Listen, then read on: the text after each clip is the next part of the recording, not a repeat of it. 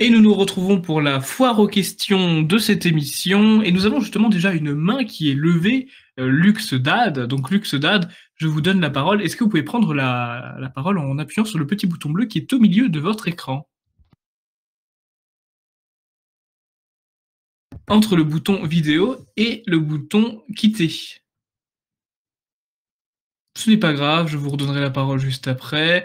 En attendant, je vais donner à Antoine Brook, c'était la première personne à lever la main, et ensuite ce sera à Dimé.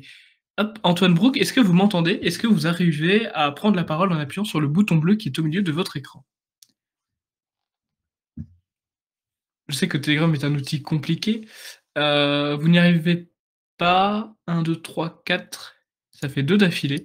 Donc je vais donner la parole à Dimé. Ceux qui ont levé la main, vous pourrez la relever, ne vous inquiétez pas. Dimé, vous êtes un habitué de nos émissions. Je n'ai aucun doute sur le fait que vous arriverez à appuyer sur le bouton bleu. Dimé, ne me décevez pas. Alors, ça n'a pas l'air d'être très compliqué à faire. Bonsoir à tous, bonsoir Alexandre et bonsoir à Monsieur Avali j'ai oublié le nom de votre invité, désolé. Moi j'aurais une question assez simple, vu que d'ailleurs on parle de DP, je suis un lecteur assidu. Je suis plutôt d'accord sur leur ligne et je voulais votre avis. Peut-on dire clairement qu'on est dans une guerre civile actuellement? C'est entre, je sais pas si on peut dire plusieurs camps, mais entre deux camps clairement définis, peut-on dire qu'il y a une guerre raciale, civile actuellement? Merci. Merci Dimé pour votre question. Alors Frédéric Victor, bien que les conflits ne soient pas quotidiens et ouverts, est-ce que nous Alors, sommes dans l'amorce d'une guerre civile? alors, c'est une très bonne question, en fait, effectivement, parce que c'est vrai que la notion de guerre civile est tellement noyée, parce qu'on imagine nécessairement un scénario à la Yougoslave, avec une coalition internationale, des bombardements, etc. Et alors qu'on pourrait se dire, bah, à partir du moment où il y a des confrontations entre deux blocs définis, on est déjà dans une guerre civile un peu embryonnaire, de basse intensité. Alors, je pense qu'on n'est pas encore là, parce que de fait, il n'y a pas de permanence du conflit, c'est-à-dire qu'on n'a pas des actes qui sont réellement des actes de guerre, c'est plus des épiphénomènes, et puis il y a quelque chose d'un peu diffus, de pas très organisé encore. Mais ce qu'a révélé l'enquête autour du fait divers de Crépol, c'est qu'on est en train d'y arriver. C'est qu'il y a eu des échanges où clairement des Arabes disaient on peut aller dans un village, tuer tout le monde, on va tuer des Blancs. Enfin, il y a il y a quelque chose qui pointe le bout de son nez. Alors, contrairement à ce que, je vais peut-être en surprendre certains, mais contrairement à ce que peuvent penser certains, je pense que personne n'a réellement d'intérêt à ce qu'une guerre civile se déclenche, ni le pouvoir en place, ni nous d'ailleurs, parce que c'est un scénario honnêtement assez catastrophique, où on risque d'y laisser beaucoup et de ne pas y gagner grand-chose. C'est aussi un scénario dans lequel l'État termine d'être complètement défaillant et auquel cas on finira par être complètement assujetti à une domination étrangère. Parce qu'à mon avis, ils laisseront pas. Il y a trop d'enjeux sur le plan géostratégique pour que la communauté internationale laisse un pays comme la France, ou même une partie de l'Europe de l'Ouest, si on parle d'un embrasement régional ou autre, partir en chaos. Il y aura des interventions militaires, etc. Et là où ça peut réellement être inquiétant, c'est qu'à partir de là, honnêtement, on termine. Je parlais de Yougoslavie.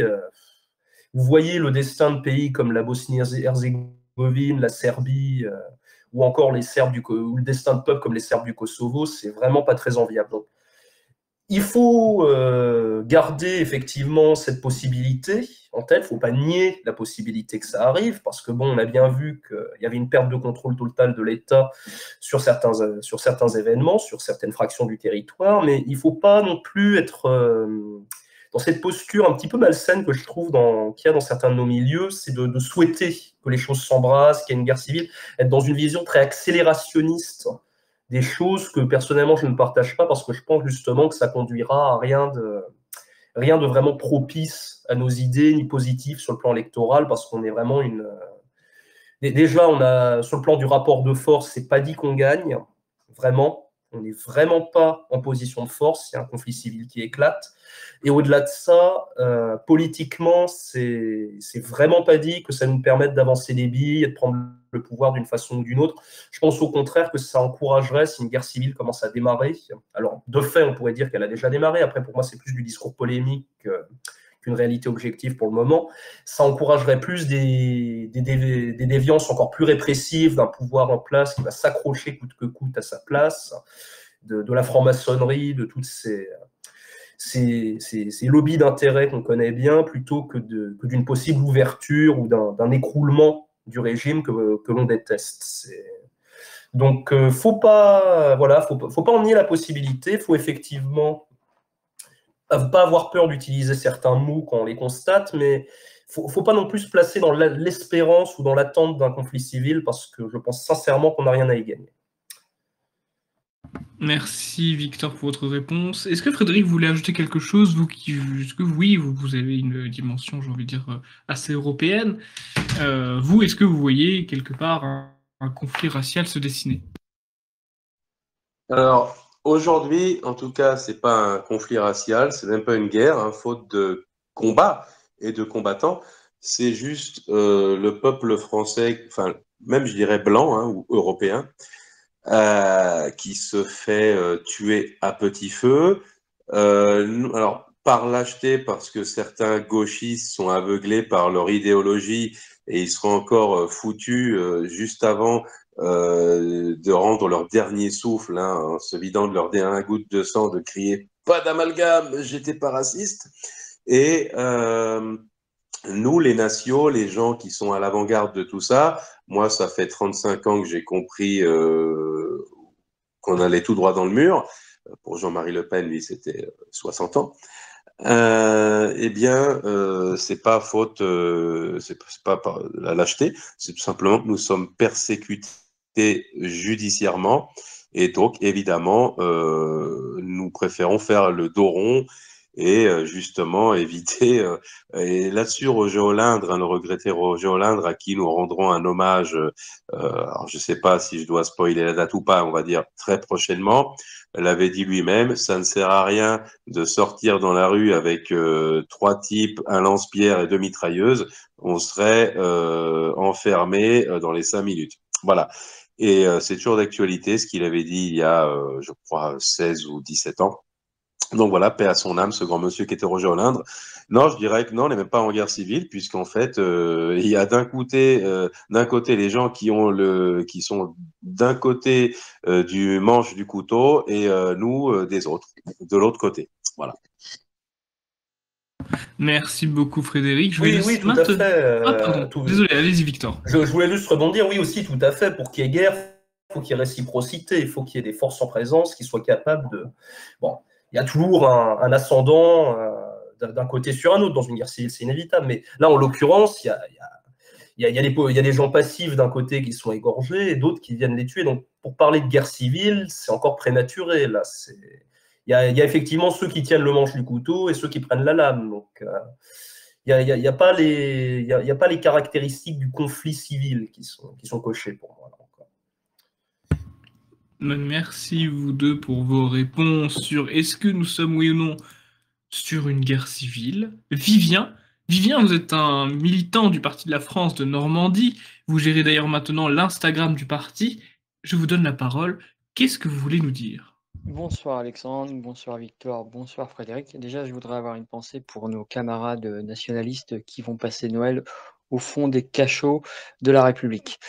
Moi, je voulais avoir une question très simple. Ma question, ça serait, est-ce que nous sommes devant enfin un réveil des Français et de la jeunesse française qui en ont marre de se faire massacrer? Est-ce que réellement cet événement va faire prendre conscience aux Français qu'il est temps de plus se laisser faire? Voilà. Et est-ce que ces manifestations donc, des nationalistes sont juste un effet voilà, où ça va vite retomber, le soufflet va retomber et nous allons passer à autre chose? Merci Vivien pour votre question. Victor, est-ce que c'est un Oui. effet de mode Alors, tout d'abord, je tiens à dire que ce qui a été très positif après ces événements, ça a été de voir les réactions des gens qui étaient quand même plus énervés qu'à l'accoutumée, parce qu'habituellement, les médias aiment bien mettre le focus sur l'abattement, sur les gens qui pleurent, etc. Alors qu'on a vu des gens quand même assez déterminés dans les réactions à ce fait divers. Il y avait notamment une vidéo qui était virale d'un monsieur qui était un proche de la famille, je ne sais plus si c'est le père, enfin bref, peu importe, qui disait la guerre d'Algérie, elle n'est pas terminée, elle est terminée pour nous, mais pas pour les Algériens, pas pour pour les Arabes. Et c'est vrai qu'effectivement, on a vu voilà, des réactions qui peuvent effectivement donner espoir à ce niveau-là. C'est qu'il y a des gens qui comprennent de plus en plus l'austérité et la dureté du monde dans lequel ils sont en train de vivre, d'élever leurs enfants. Et ça peut laisser penser qu'il y aura à l'avenir encore plus de réactions. Déjà, la descente de ces nationalistes très courageux dans la cité de Romans-sur-Isère, c'est un témoignage de ça. On n'aurait pas vu ça il y a 5 ou 10 ans. Enfin, il y a des... D'ailleurs, ça s'est fait de façon, on a vu, assez spontanée. C'était pas du tout une organisation militaire. C'est des jeunes qui se sont rencontrés sur Telegram. C'est pour ça que ça s'est très mal terminé, d'ailleurs, qui ont décidé, énervement, ras-le-bol, voilà, d'aller faire une descente et d'aller mettre un coup de pression aux Arabes. Mais ça s'inscrit dans un tout où on voit effectivement une hausse des tensions et un peu une montée en fait de la conscience, je ne vais pas dire des masses, mais des populations qui sont confrontées à ce genre de faits divers, à cette criminalité. La région de Romans-sur-Isère est quand même notoire pour ça. Il y a des cités particulièrement pourries, on n'est pas très loin de Lyon, etc. Cette prise de conscience face à face vis-à-vis des causes de tout ça et de la façon dont il va falloir régler les choses. Donc je pense qu'il y a du mieux, il y a des choses qui donnent espoir. Je pense qu'on a beaucoup à attendre des jeunes, notamment des gens nés après 2000.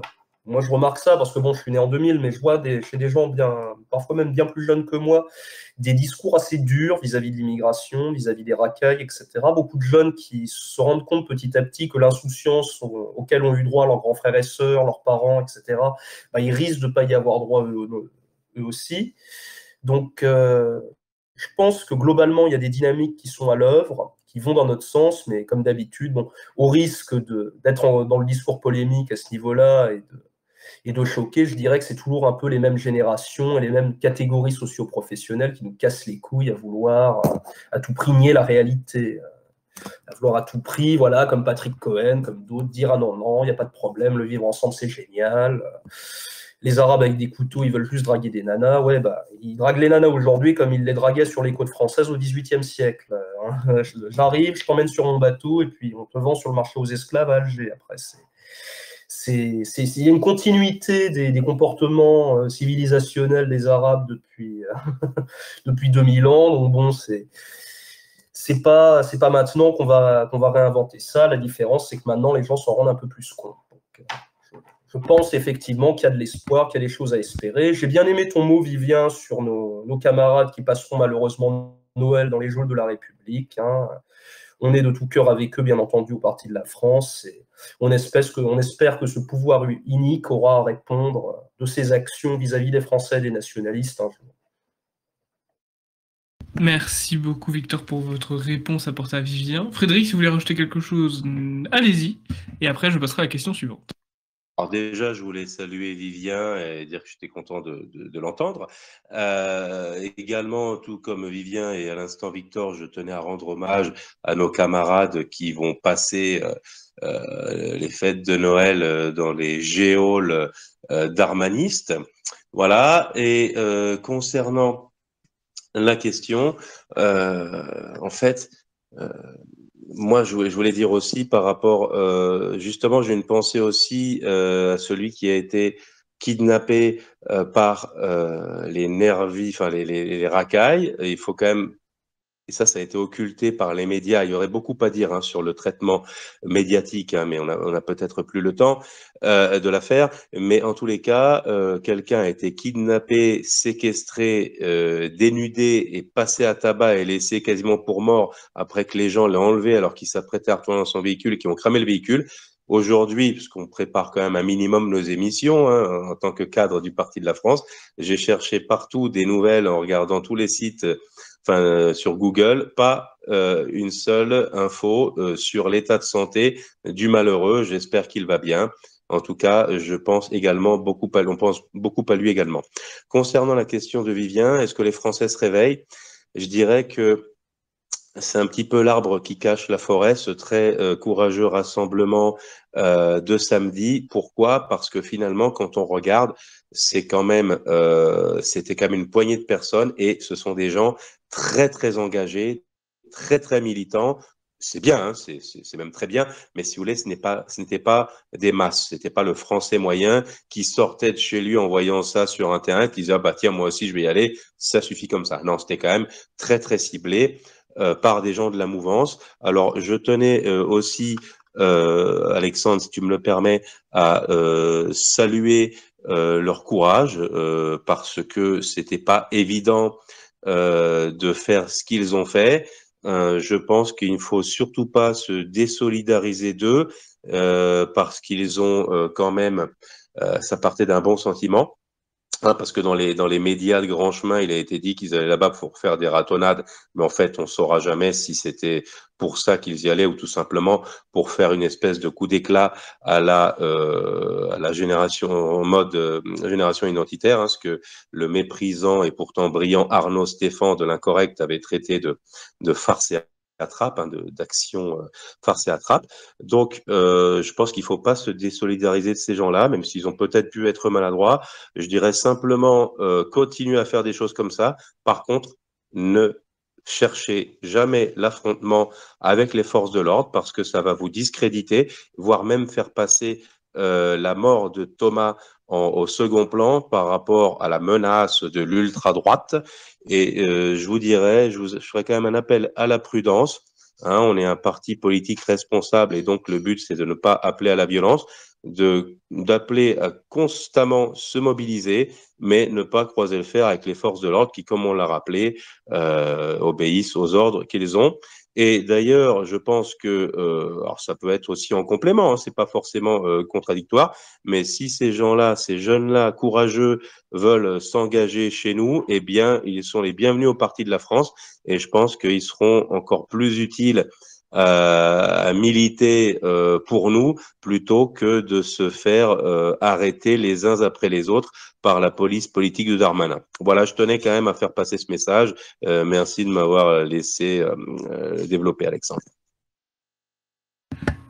Ben, merci à vous pour avoir donné votre opinion. Takamura qui lève la main. J'ai vu qu'il y avait aussi J-France 22 qui vient de la baisser, mais si J-France 22 veut la reprendre, il peut la relever. Takamura, je vous écoute. Quelle est votre question? Vous pouvez la poser en appuyant sur le petit bouton bleu. Voilà, parfait. Oui, bonsoir à tout le monde. Merci de m'avoir donné la parole. Alors, moi, j'aurais deux questions, mais je pense qu'on peut les ressembler à un seul. Hein. Alors, la première, ça serait, donc, pour préciser... Moi, excusez-moi, vous entendez l'air très très très basse. C'est très difficile de distinguer ce que vous dites. Est-ce que vous pouvez vous approcher du micro? De mieux, là? Faites une phrase un peu longue. Oui, alors... c'est mieux, c'est mieux. Donc, oui. Alors, j'aimerais bien préciser d'abord, avant de poser la question. Moi, je suis pas donc français. Je viens du Caucase. Et moi, ce que j'ai remarqué avec les hommes français, c'est ils ont pas du tout une notion, comment dire, tribale, c'est-à-dire de leur ethnie, enfin, je sais pas, nationalité, on peut appeler ça comme on veut. Et donc, bon, d'un côté, on peut dire que c'est bien pour certaines choses, mais de l'autre côté, on voit que les problèmes que ça pose maintenant, c'est manque de cette vision. Donc, la deuxième question, ça serait autour de quoi, autour de quelle idée, idéologie ou autre, le français, voilà, peut se réunir, les Français peuvent se réunir pour faire quelque chose, quoi, en futur. Voilà, merci. Merci beaucoup pour votre question. Est-ce que Victor, vous souhaiteriez répondre à la question de notre auditeur? Alors, concernant effectivement le côté tribal, le côté communautaire, les liens de solidarité, je pense que le souci en fait qu'a la France, c'est celui un peu de tous les pays développés, etc. Vous venez du Caucase, bon, c'est un peu comme l'Europe de l'Est, etc. C'est des pays qui ont connu des phases avec des États complètement défaillants sous le communisme et compagnie. Donc, ça me paraît en fait logique que ce soit des pays dans lesquels il y a encore des liens de solidarité naturels, vu qu'on a besoin de se soutenir quand l'État n'est pas là. Dans des pays développés, dans des pays...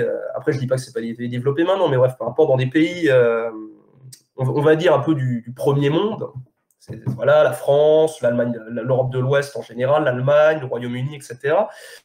On a quand même été globalement habitué à une certaine stabilité, à une certaine tranquillité de vie, à une certaine liberté individuelle depuis un long moment, ce qui fait qu'il y a eu une montée de l'individualisme. Après, je ne vais pas faire un cours d'histoire politique, mais voilà, c'est pour resituer.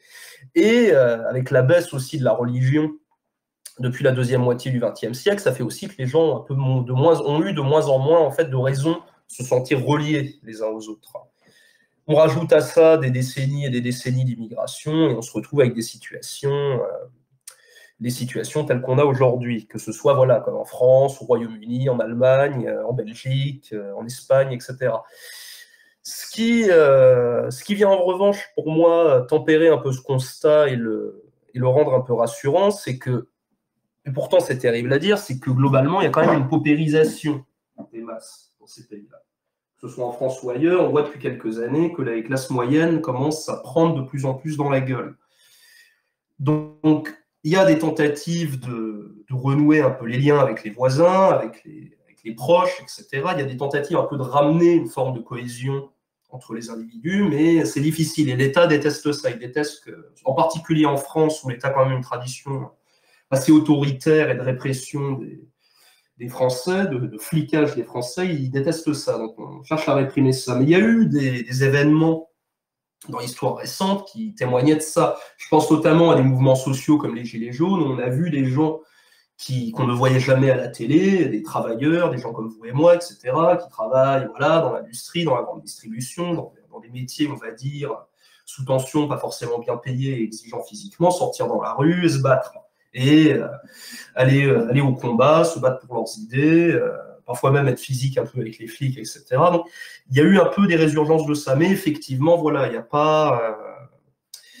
on ne part pas de la même situation que dans des pays où naturellement les gens, à cause d'une histoire récente, ont eu davantage l'habitude, comme je pense à la Pologne par exemple, effectivement le Caucase c'est encore autre chose, à la Russie évidemment, pays vraiment très pauvres qu'on trouve en Europe de l'Est comme la Bulgarie ou la Roumanie, où il y a plus de liens de solidarité naturelle des citoyens les uns avec les autres, une place plus importante de la religion, de la tradition, etc. C'est lié à des facteurs assez conjoncturels et je pense qu'on ne changera pas ça en claquant des doigts comme ça. Ça fait l'objet de politique d'ailleurs, pour prendre une référence un peu sulfureuse. Tous les régimes autoritaires des années 30, ça a été un grand axe de leur politique. C'est on prend le pouvoir et maintenant on fait en sorte que les gens, il y a de la cohésion. En Allemagne, c'était voilà, des programmes de loisirs. On fait, à tous les jeunes font du sport ensemble pour apprendre à se connaître et à travailler en groupe. Enfin, c'est un peu un chantier des mouvements nationalistes depuis toujours, de faire en sorte qu'il y ait sur un territoire donné, un peuple donné, et une cohésion au sein de ce peuple qui favorise l'avancée de la nation. Mais c'est pas des trucs sur lesquels je pense malheureusement qu'on a beaucoup de pouvoir. Ça dépend beaucoup des circonstances et faut qu'on prenne un peu de distance par rapport à ça. Merci Victor pour votre réponse. Je laisse maintenant la parole à J. J, hop, vous levez la main J France. Quelle est votre question? Oui, bonjour, vous m'entendez? Oui, très bien, je vous entends. Oui, j'avais une question à vous poser concernant Henry Kissinger, qui fut l'ancien secrétaire d'État américain sous la présidence de Gerald Ford et de Richard Nixon, et qui est décédé le 29 novembre 2023. Et ma question est simple, qu'en retenez-vous de son bilan de son bilan en politique étrangère, surtout que l'on sait très bien que ce monsieur a fait énormément de ravages à travers le monde, des conflits, tout ça, voilà. Et pour finir, en tout cas, et pour finir, Alexandre, tu fais un merveilleux travail, continue dans ce sens-là, et toujours un plaisir d'écouter ton émission. Allez, bonne soirée. Merci beaucoup J-France et merci beaucoup d'avoir adhéré, ça montre l'exemple. Adhéré, chers auditeurs. Frédéric, quelle serait votre réponse pour notre ami J? Alors moi, je vais faire une réponse de quelqu'un qui a commencé à s'intéresser à la politique et à l'actualité internationale à la fin des années 80. Je sais que Kissinger est très impopulaire dans notre mouvance, alors pas forcément pour des motifs religieux, mais parce qu'il représente voilà le grand empire américain, américano-sioniste, dirait Alain Soral. En ce qui me concerne, j'ai gardé un petit peu, hein, je dis pas complètement, parce que la situation géopolitique a beaucoup évolué avec la chute de l'Union soviétique. Mais en fait, j'ai grandi avec la terreur, chaque fois que je m'endormais la nuit, que le lendemain, les chars soviétiques arrivent en bas de mon immeuble. En gros, je suis un enfant de la fin de la guerre froide. Et si vous voulez, moi, j'ai toujours vu les Américains comme les gentils face aux méchants communistes soviétiques. Et donc, si vous voulez, Henry Kissinger, ça a été vraiment, alors même s'il n'a pas été secrétaire d'État aux Affaires étrangères pendant 50 ans, hein, c'est pas Molotov non plus, mais il a toujours été très influent. On pourrait même le comparer par certains aspects à Jacques Attali. Mais comme, on va dire, pendant toute cette période de la guerre froide qui a quand même duré, ne l'oublions pas, 45 ans, il fallait quand même faire, il valait mieux être quand même du côté des Américains que des Russes, que des Soviétiques. Du coup, je dirais que par défaut, il s'est bien débrouillé et il a empêché la menace, le régime soviétique de prendre le dessus et d'avoir la main mise sur l'Europe de l'Ouest comme il l'avait eu sur l'Europe de l'Est. Maintenant, je ne suis pas dupe. Les Américains étaient loin d'être les gentils. Ils ont fait tout un tas de trucs abominables. Voilà, ils ont mis en place et ils ont fait et défait des dictatures un petit peu aux quatre coins du monde. Ils ont plus ou moins excité les dernières colonies africaines, françaises d'Afrique contre nous pour qu'elles clament leur indépendance. En fait, ils ont d'un côté, ils nous protégeaient, mais d'un autre côté, ils nous affaiblissaient. Donc voilà, c'était une sorte de Machiavel, que ce Kissinger. Donc si on regarde ça d'un point de vue pragmatique, d'occidental anticommuniste, je dirais que son action, somme toute, d'un point de vue pragmatique, a été bénéfique. Maintenant, du point de vue je vais pas dire humain, enfin oui, je veux dire en tant que personnage, bah c'est une belle crapule et j'ai pas versé une larme sur sa mort, d'autant plus qu'il avait 100 ans et demi. Alors, comme tu as très bien dit, Fred, on va pas s'appesantir sur sa mort. Effectivement, il y a plein d'aspects de la politique extérieure américaine que l'on réprouve en tant que nationaliste et qui nous ont fait très mal, comme tu l'as très bien dit, en Afrique, etc. En revanche, ce qu'il faut retenir de Kissinger, c'est que c'était quelqu'un d'extrêmement talentueux à ce qu'il faisait. On peut quand même pas lui retirer ça. Un Machiavel. Je pense qu'il avait sans doute lu plusieurs fois le Traité du Prince. Et on peut quand même lui reconnaître, parce que bon, une fois que les morts sont morts, on a quand même pour coutume de retenir les aspects positifs, on peut quand même lui reconnaître qu'il était farouchement anticommuniste, qu'il avait pleinement conscience des problèmes de nuisance liés au lobbyisme de certaines communautés. Il l'a dit d'ailleurs très tard dans sa vie, même s'il les a servis de façon très, très obséquieuse toute sa vie. Il a eu des déclarations assez étonnantes. On sait qu'il avait dit, par exemple, que la seule politique des États-Unis vis-à-vis du tiers-monde devrait être une politique de dépopulation. Donc, ce qui nous laisse croire qu'il avait quand même compris des choses vis-à-vis de la démographie, notamment africaine, etc. D'autres déclarations plutôt intéressantes qui vont dans notre sens, on ne va pas entrer dans le détail, mais voilà, donc un servant de l'État américain, de l'État profond américain, de la politique étrangère américaine, quelqu'un de bon à ce qu'il faisait, un Machiavel, un fauteur de guerre, un fouteur de merde, on va pas mâcher nos mots, mais voilà, un personnage de son époque qui effectivement avait plus de 100 ans et qui, je pense, sur certains aspects, méritera d'être étudié à l'avenir pour... ne serait-ce que pour sa maîtrise tout de même des relations internationales et du grand jeu. Pour prendre une référence historique encore plus ancienne, il a quand même beaucoup contribué au grand jeu moderne. Merci beaucoup pour votre réponse, vos deux réponses.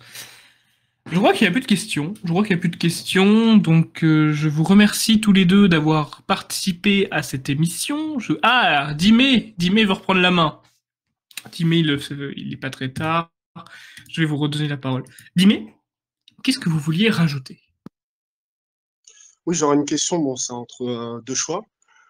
Pensez-vous que est-ce que l'État veut forcer une coexistence entre les Français et les halogènes, ou est-ce que l'État a une réelle volonté d'éliminer les halogènes afin de remplacer leurs esclaves, on va dire, c'est des esclaves moins chers et qui ont peu de revendications sociales. C'était juste ça.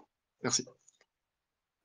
Alors, moi, personnellement, je pense que l'État n'a pas forcément toujours de plan, qu'il improvise énormément. Alors, bien entendu, il y a un agenda, il y a celui de certaines communautés qui entrent en ligne de compte, etc. On ne va pas nier ça, je ne suis pas un anticonspirationniste primaire, mais je pense aussi que sur des questions comme celle-là, il joue beaucoup à l'œil et il navigue beaucoup à vue. S'il estime à un moment donné qu'il est préférable que dans une zone, les halogènes finissent de remplacer définitivement les autochtones et que ça lui fera des électeurs captifs, bah, c'est sûr qu'il va favoriser la chose. En revanche, je pense qu'il n'a pas non plus d'intérêt à ce qu'il y ait des... Je pense que l'État n'est pas dupe de la possibilité d'une coexistence pacifique entre les halogènes et les autochtones. C'est pourquoi c'est un peu une rustine sur un pneu crevé, hein, le forcing du multiculturalisme, toutes ces associations gauchistes qu'il finance, parce que bon, on voit bien qu'à 50 années d'intervalle, c'est pas du tout viable. Mais voilà, je pense qu'il improvise beaucoup, qu'il se sent un peu bloqué avec une situation dont il hérite, parce que bon, les gouvernants actuels héritent d'une situation qui a été mise en place par des gens il y a 30, 40, 50 ans avant eux, donc il n'y a pas forcément nécessairement la continuité qu'on pourrait penser. Et que dans un cas comme dans l'autre, ils veulent surtout qu'il n'y ait pas de vagues, que les choses restent telles qu'elles sont. Donc, si pour éviter le conflit, il faut que les halogènes dans une zone éliminent les derniers blancs, bah, ils vont favoriser ça. Si pour éviter le conflit dans une autre zone, il faut qu'il y ait une certaine forme de coexistence maintenue artificiellement par des forces policières ou autres, ils vont favoriser ça. Je pense qu'il a peu d'emprise sur un certain nombre de ces dynamiques, et que son but avant tout, c'est voilà, de maintenir une stabilité, de maintenir un statu quo. C'était d'ailleurs le mot d'ordre de Macron, hein, on a bien vu quand ça fera 10 ans en 2027, mais quand maintenant, 6 ans au pouvoir, c'était un président qui avait relativement peu réformé, peu fait avancer les choses. Donc je pense qu'il y a un peu une forme de fuite en avant, qu'il y a quelque chose de figé dans la politique de pouvoir et qui, honnêtement, ne sait pas trop comment il va s'en sortir. Parce que les constats qu'on fait, ils les ont déjà faits depuis longtemps. Hein. L'autre connard de Gérard Collomb, qui est mort il n'y a pas très longtemps, il savait très bien tout ce qu'on dit là maintenant sur Lyon, etc. Il l'avait d'ailleurs dit. Les gens qui lui rendaient hommage, d'ailleurs des débiles sur Twitter, qui disaient « Ah, la prophétie de Gérard Collomb », et enfin, il n'a rien fait pour empêcher l'africanisation de Lyon à côté de ça. Donc, ça n'en fait pas un héros. Mais bon, toujours est-il que voilà, il y a des... Il y a des gens parfaitement lucides au gouvernement sur ce qui se passe, mais qui, à mon avis, voilà, sont un peu comme la biche dans les phares de la voiture, qui ne savent pas trop par quel bout prendre la situation, qui pensent surtout à se maintenir au pouvoir et à maintenir dans un état de statu quo, dans un état figé la situation. Merci beaucoup Victor pour votre réponse donnée à Dimé. Donc c'était la dernière question, visiblement, n'oubliez pas le 9 décembre, le repas de Noël. Donc vous aurez la joie de me voir. Victor et Frédéric, vous serez là tous les deux, hein, si je dis pas de bêtises. Frédéric, j'en suis sûr. Victor aussi, il me semble. Bien sûr, je serai là sans faute. Ah, parfait. Bien évidemment, notre président, Pierre-Nicolas Nups, Bruno Hirou, etc., etc. Bref, tout le parti finalement, enfin tout le parti, tous les cadres du parti, du membre du bureau politique seront là et nous passerons, je suis sûr, un très bon moment. Quant à moi, je vous dis rendez-vous la semaine prochaine pour une nouvelle émission du Forum du Parti de la France. Normalement, ce sera sur les États-Unis, si ce n'est pas, comment je pourrais dire, si ce n'est pas modifié. N'hésitez pas à commenter l'émission, à mettre un petit pouce bleu, à la partager surtout, à en parler autour de vous. J'ai vu qu'il y avait pas mal de nouvelles personnes qui ne nous connaissaient pas avant ce soir, donc n'hésitez pas à vous abonner sur le canal. Sachez qu'on fait une émission tous les vendredis soirs. C'est hebdomadaire et qu'on a tenu le rythme depuis 1 an et quelques, 1 an et demi, même 1 an et demi déjà. Donc, si vous voulez d'autres émissions de ce style, vous en aurez, ne vous inquiétez pas, 1 par semaine. Et voilà, moi je vous dis rendez-vous la semaine prochaine et bonne fin de semaine tout le monde. Portez-vous bien. Merci encore Alexandre pour l'invitation. Salut Victor, ça a été un plaisir de la partager avec toi et bonsoir à tous nos auditeurs Et merci à eux pour leur écoute et leur fidélité. À très bientôt. Bonsoir à tous. Bonne soirée. Au revoir. À la semaine prochaine.